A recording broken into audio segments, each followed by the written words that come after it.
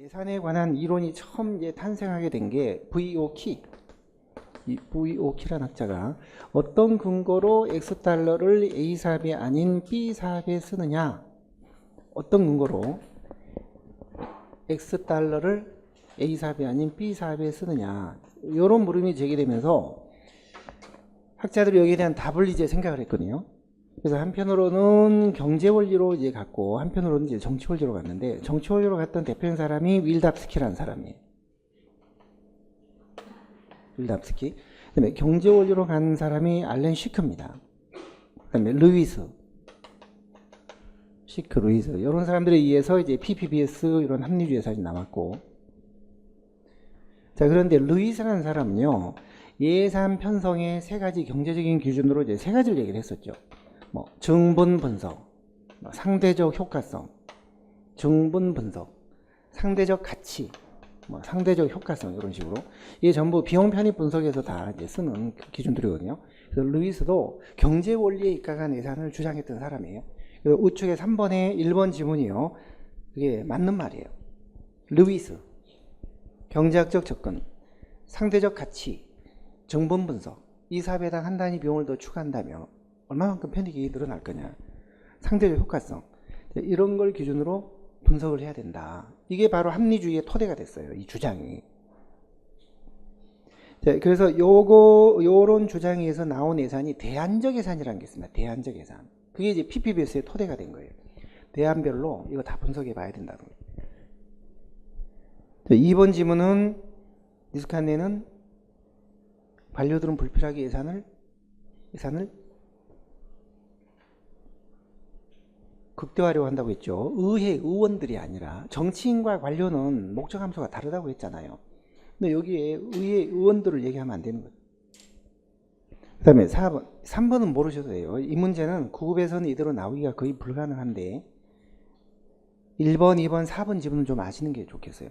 4번 단절적 균형이란, 단절은 원래 큰 폭의 끊김 변화이기 때문에 예측 불허의 어떤 큰 폭의 변동이에요. 그래서 두 번째 줄이 틀린 거예요. 단절적 균형예산은 예측할 수 없는 큰 폭의 단절이 항상 생기기 때문에 예측할 수 없다는 그런 단점이 있습니다. 그래서 1번만 맞고 나머지 다 틀린 거예요. 1번 문제를 보겠습니다. 1번. 2번을 먼저 볼까요? 2번. 정부 예산 옳지 않는 거. 예산은요, 어디에다 얼마를 배분할까라는 가치 배분에 관한 가치 판단 행위예요. 어떤 사업이 더 우선순위가 높을까? 어디에다 얼마를 배정할까? 배분에 관한 가치 판단 활동이에요. 그래서 2번이 틀린 겁니다. 3번에 희소성, 그 다음에 4번 거시적 배분은 공공과 민간 부분을 어떻게 나눌 것이냐. 정부 예산 전체 규모를 얼마로 할 거냐? 470조. 이게 거시적 배분이고, 미시는 그 금액 안에서 사업별로 어떻게 나눌 것이냐. 2번만 틀렸네요. 이제 왼쪽 1번을 한번 보겠습니다. 옳은 건 모두 몇 개냐. 머스그레이브, 안자소, 니은, 윌답스키, 예산결정문화론. 자, 이 1번이 엄청난 이론들을 한데 몰아가지고 지금 문제를 막 내놨는데요. 자, 윌답스키 예산결정문화론은 어디에 나오는 거냐면 저 뒤에 나옵니다. 890쪽에 있어요. 890쪽. 자, 맨 아래.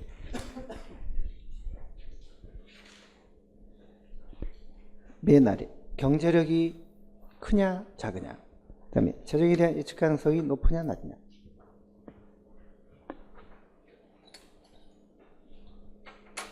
그러니까 경제력이, 재정 능력이 높은 경우 낮은 경우, 그 다음에 재정에 대한 예측력이 높은 경우 낮은 경우. 그래서 이제 네 가지 예산 문화가 나온다는 거네요. 돈도 충분하고 뭘 해야 될지 예측도 가능하다면 굳이 뭐 힘들게 깎고 줄이고 할 필요 없이 조금씩 계속 늘려가는 게 제일 좋다는 거죠. 이게 점정주의 예산. 근데 경제력이 있고 예측력이 떨어지면은 전에 하던 거에다가 조금씩 그냥 보태만 나가는 게 좋아요. 보충적 예산. 그 다음에 돈이 없는데 뭘 해야 될지 예측은 가능하다. 흔히 선진국의 도시정부가 그런 경우거든요. 재정 예측은 잘 하는데 돈이 없는 거예요. 그럼 세입에다 지출을 맞춰야 돼요. 이게 세입 예산. 돈도 없고 뭘 해야 될지 분석 능력도 떨어지는데, 그러면 그냥 전에 하던 것만 답습해야 돼요. 후진국, 저개발국.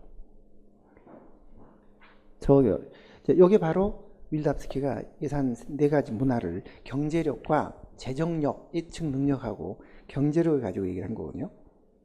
그러니까 1번 문제에는 일단 답이 890쪽의 답이 저개발국에서 나타나는 예산 운영은 이게 답습 예산이에요. 답습 3번이에요. 답습 예산. 전보세답으로 이게 변했다고 했거든요. 예산이 전보세답 이렇게요. 그러니까 이게 선진국의 중앙 정부입니다. 경제 석유 파동 생기기 전까지, 감축 관리 생기기 전까지 선진국의 중앙 정부.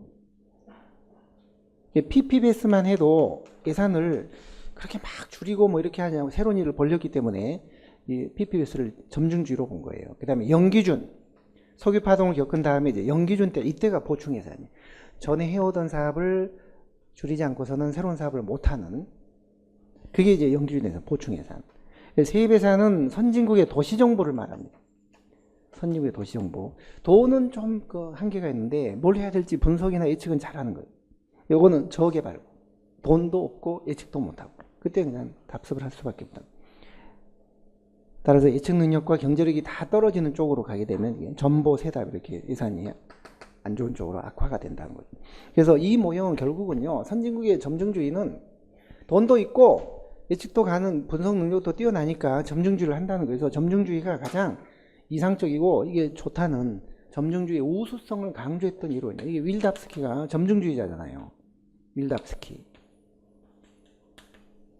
이 사람이 주장한 게 전보세답이에요.